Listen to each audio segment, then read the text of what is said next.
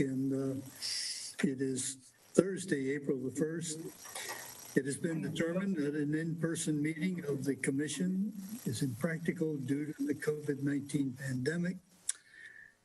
So the meeting is going to be conducted by video conference using Zoom from the council chambers. I've abbreviated that somewhat, but I think everybody gets the idea. So let's call the April 1, 2021 meeting of the Planning and Zoning Commission to order. And Isaac, if you would read the roll. Hank Bagelmann. Here. Kate Payne. Here. Doug Benschoter. Here. Rich Dane. Mary French. Here. Stephanie Garner. David Huser. Here.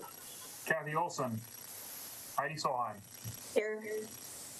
Okay, you have the agenda that was sent out, and do we have an approval of the agenda for April 1st? Move approval. Second. Second. For Mary. A motion and a second. Those in favor say yes. Yes. Yes. Those opposed, no. And the agenda is approved as sent out. We have several minutes that we're going to be looking at, and each of them has been really given the full treatment. And I took a side by side, and I think the additions that were made helped to make it a clearer story. I also think these minutes are going to be going to the Board of Adjustment at some point, and to have them as detailed as Isaac has made them, I think will be an asset to their work. So let's go to February 4th. The minutes, we had approved them at the previous meeting. We found from our talk at our last meeting that there were some things that needed to be looked at a little bit harder. And there was a revised version that was distributed. So do I hear a motion that the minutes of the February 4, 2021 Planning and Zoning meeting be approved as amended? So move. Second. Okay, any discussion? I want to really commend you, Isaac. That's a nice piece of, that's a hard piece of work, and it's a good piece of work. Thank you. Those in favor say yes. Yes. Yes? Yes. Yes. Okay, the minutes of the February 4, 2021 meeting as amended are approved. Let's go to the meeting of March the 4th. These were originally sent out and then sent, so they haven't been approved, so they're not going to be amended. They're going to be considered as the second version. So do I hear a motion that the minutes of the March 4, 2021 Planning and Zoning Commission be approved? A motion approval. A second? Second.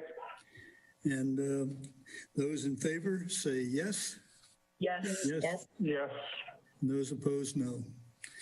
And those minutes are approved as presented.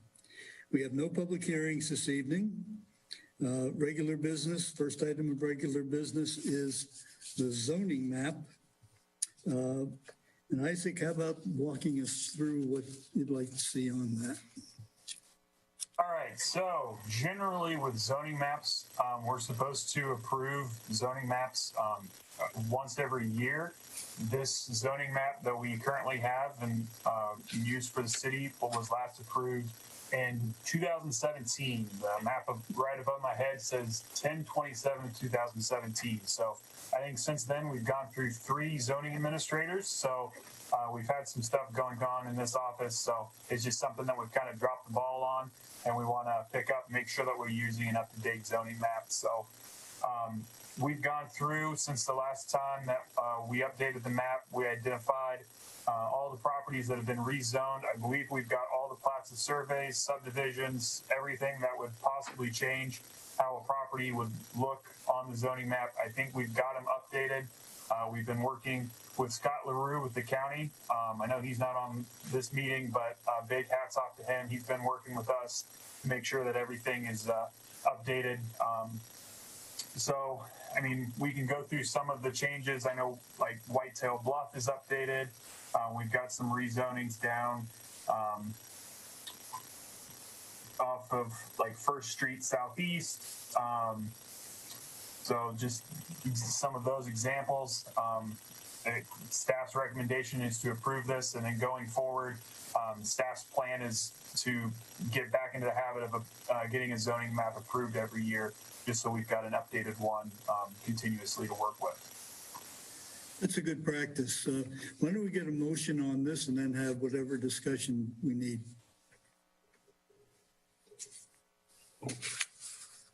I move that we approve the new zoning map.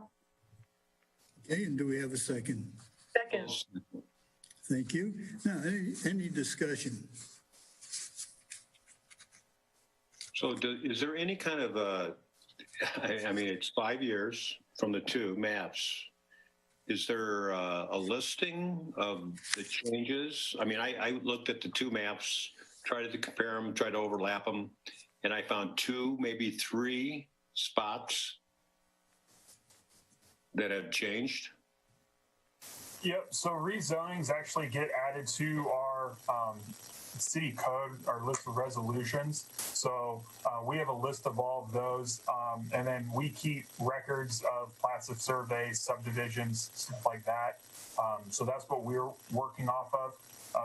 And even most of these have been updated on our Beacon website continuously. Not all of them have been, but most of them have been. But it's just an issue of technically we're supposed to be using the zoning map that's been approved by council, which is out of date. So we just want to make sure that it's up to date now. So Okay. and if anybody would like a more detailed list of all those rezonings, subdivisions, plats, and surveys, just let me know, and we can get that to you. Okay, why don't you just, anyone who does want that, get in touch with Isaac, and that way it's easy enough to reproduce. Isaac, the one question I have is, I think something has been omitted. When we put together the fairgrounds, we had a little piece of land that jutted to the east, as I recall, from the eastern edge of that property. And it doesn't show. So that, yeah, you are correct. That came through planning and zoning, but that was never pursued through city council. So that's never actually been annexed into the city. You got it. So, and that was something with the applicant. So I think that got caught up in COVID, and they've just not pursued going through with the annexation. So. Okay. I knew you'd know. Okay, so we have a motion and a second. Any further discussion?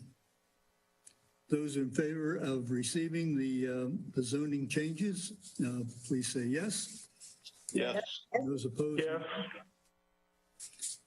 Okay, the motion is carried, and the zoning maps are up to date.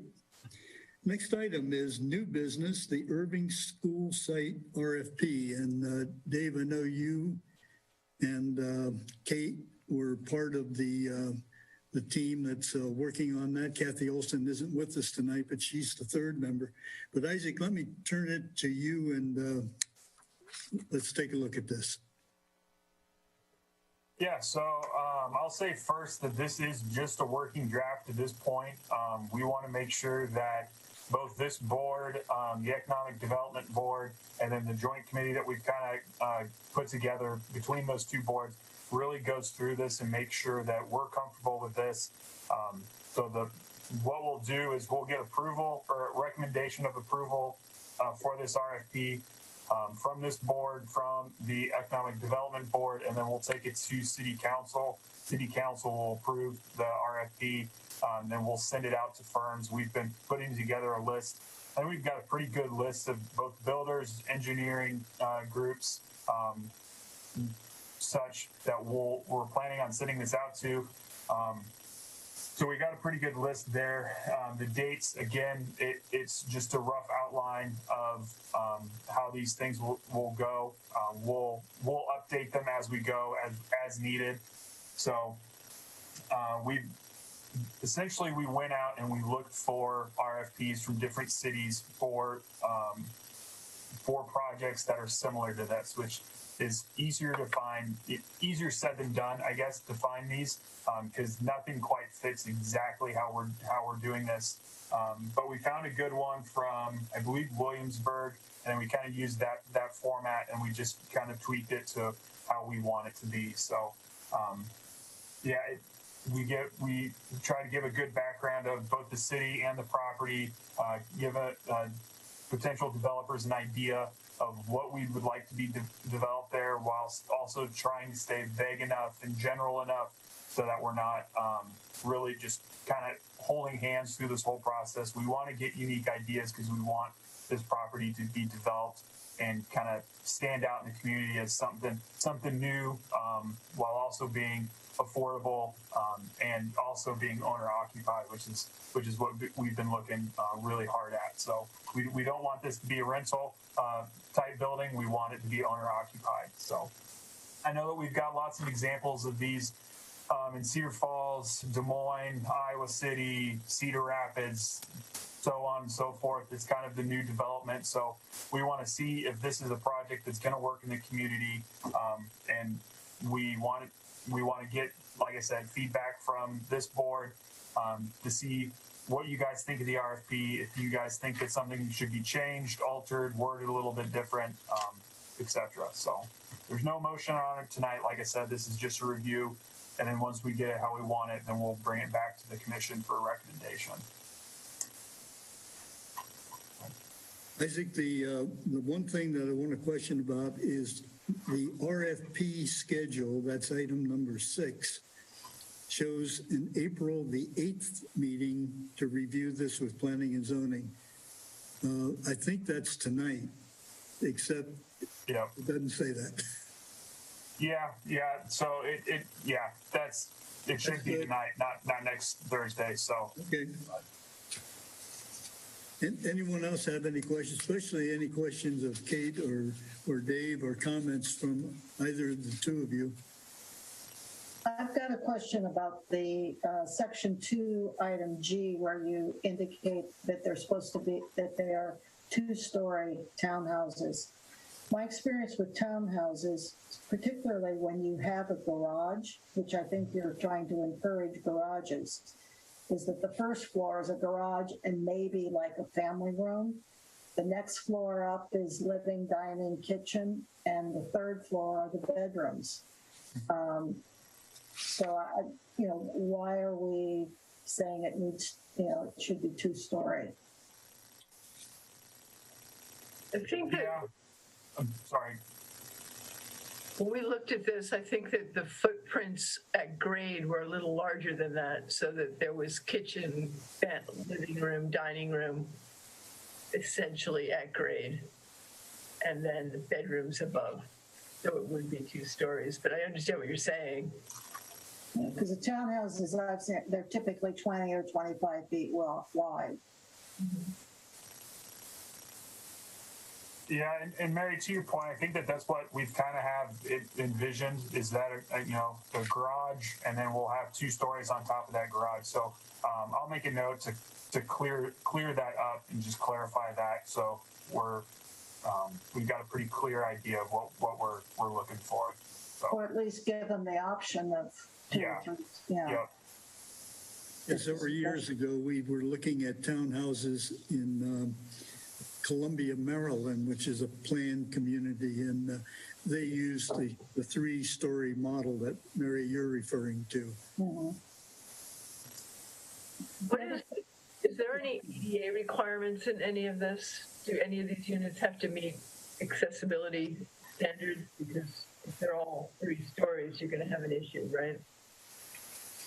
Yeah, and that's something we haven't looked into too much. But I'll make a note of that, because that's going to be more of a building question once we get to that part.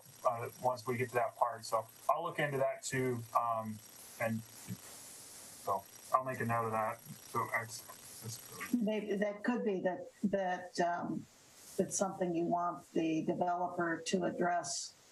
Yeah. How they would treat accessibility. The other question I have is on the dog area as a requirement. Yep. I mean, I have a dog, so I understand, but Yep. do we really want it? Does it really need to be a requirement, or is it a suggestion? I made that comment as well. Again, I also have a dog, so I understand the want for it. And I think that it's something where that'll be made, not necessarily thinking in the terms of for dogs, but I think a green space area will probably be put in by the developer. But yeah, that point's been made, so I'll make a note of it again. But yeah, it's been brought up, so. My third question is on there. You don't call out any parking requirements for visitor. Let's see, the only requirement I see is one parking spot per bedroom. But do we also want to indicate, plus so many visitor parking spaces? Yeah, and that's something where our code currently for R3, and right now the property is zoned R2, so the idea is that we rezone it to R3 going forward. But it's something where our code, again, requires, I believe, 1.5 spots for units up to 3 bedrooms. And then once you get above 3 bedrooms, then I think that jumps to 2 parking spots. So yeah, that'll be something that we'll tweak once we get that rezoned. But yeah, and it's going to be kind of also again up to the developer really to decide how many visitor parking spots versus are they going to stay strictly with what's required of them to provide per unit. So one of the questions that came up during our discussion, I think, was the on-street parking. Ed, did you find out about that? Remember that discussion? Yeah. So I think that there's right now on-street parking full on. Oh, no, I need to bring up Beacon to remind me what. That's 6th Street. On 6th. Yeah. I believe, on 6th Street. But again, I think it's going to be something where we would like for all the parking to be within this area. Now, I think we all understand that all the parking's not going to be confined to this all of the time. But I think, again, kind of going with what Mary just brought up, we'd like to have parking available so that we don't have a large overflow of parking onto the side streets. So. Well, I think too is your requirement that essentially the front door face the streets. You're on-street parking is good because it'll encourage people to use the front door kind of thing. Mm-hmm. But you also have across 6th there is a hairdresser, so that's on-street parking there. I think that's the only so-called commercial along that side. I think 2nd Avenue is a snow route too. So that's something that in the winter time, it'll be a problem for on-street parking.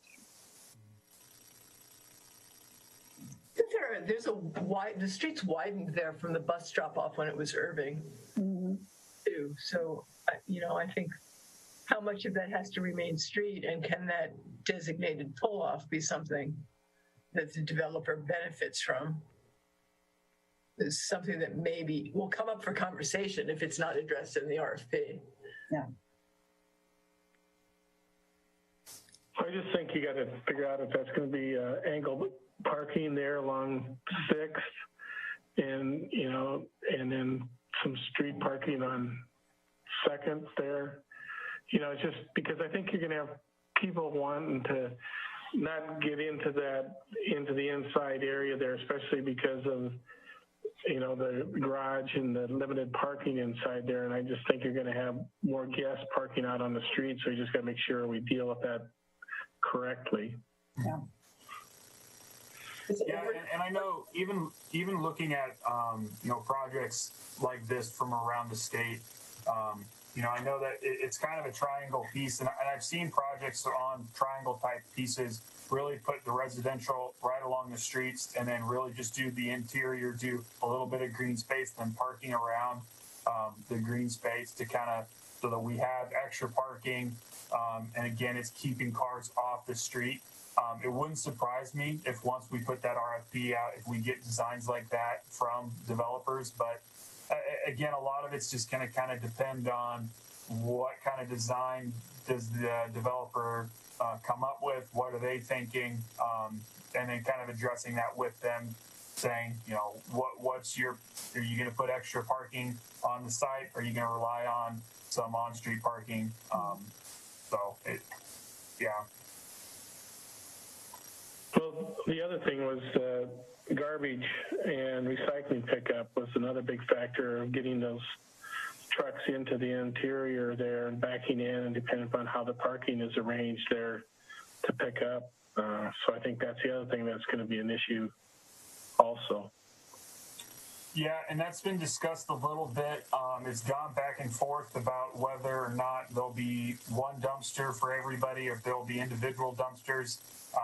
We've got our different preferences from different staff here in City Hall, so that's something that we've talked about. I'm not going to say that we've identified a clear answer of what we prefer, but yeah, we've talked about that. And yeah, so, and we'll have one drive. The plan is to have one drive in, one drive out. Just kind of hope that, you know, everybody enters in one way, exits the other way, to kind of hope to keep traffic down. Again, realistically speaking, we know that that's not going to happen all the time either, but kind of control that traffic pattern as well. So the other thing I noticed in the RFP is that the stormwater can go to the streets or to the dry run. So no on-site detention. It's going to go. It's allowed to go directly into the storm. Yeah. Again, that was something that was talked about, and then we sent this out, and there wasn't as much brought up about it from our public works director as I anticipated. So I know that in discussions, he doesn't want everything to run straight to a dry run, which is what he kind of anticipated that developers would want to do, because the dry run's right there. I know that he brought that up at some point, but again, I think it's going to become something where when we can encourage to address it a little bit more, but it's going to again come up when we go through the RFP process and start talking to developers. I'm sure that he's going to bring that up more. Great impact on that, as well as potentially costs if you have to. Yeah. Right. Any other comments? Yeah, Isaac, remind me again, at least of the process then, that once the RFP goes out, who does, and they're received, is there a short list, and then is there a final interviews, and then who does the evaluation? Yep. So when we send the RFP out, we'll provide for a time for different companies to get the response to it. And then I believe right now we've got the deadline set as August 13th. Again, it's tentative. About a week after that, we'll have the joint committee, which is made up of 3 members from this commission and then 3 members from the economic development. Myself, Bill, and the mayor is on that commission, or is on that joint task force as well. We'll sit down, we'll go through the responses that we got. We'll make a short list of companies that we're interested in, and then this isn't on the timeline, but we'll set up interviews with each of these firms, ask them questions that we've got, kind of clarify different things that they presented to us, and then again the joint committee will pick a firm that we want, and then we'll make that recommendation to council. Is it only going out to invited developers? So I believe that like I said, we've identified developers that we are going to send it out to, and then we're also going to post it on a couple different boards, just for anyone in general to see. Okay. So I don't have a list of those boards that we've identified that we're going to post to, but we do have a couple of those that we'll just post for general. So. Okay, anyone else? And then I will say those developers that we've identified, they are a mix of local developers, I consider local being Waverly specific, and then also the Cedar Falls, Waterloo area, and then also developers that have done projects kind of like what we're looking for in different communities, Marshalltown, Des Moines area, Iowa City, Cedar Rapids, etc. So. Okay, and I just want to thank Kate and Dave, and of course Kathy, she's not with us, but for your activity, your participation in this process. It's a good one. Last item on the agenda is the comprehensive land use plan. Is there any update that we need to hear tonight? So the budget has been approved for 21-22. That includes the budget for the comprehensive land use. So right now we've got an RFP, again, a working draft is being reviewed by staff. The hope is to get that RFP in front of the commission probably next month. So we'll get that RFP approved by you guys, and then hopefully we'll be getting started getting that RFP out to different groups. Again, we've got a list of firms that have done comprehensive land use plans for different communities in the state. So we'll get that out and then hopefully get rolling on it here late summer and into fall. So. Sounds good. Any other business? I hear a motion that we adjourn. I move that we adjourn. Second? Second. Thank you. And we are adjourned. We don't have to vote on that, do we?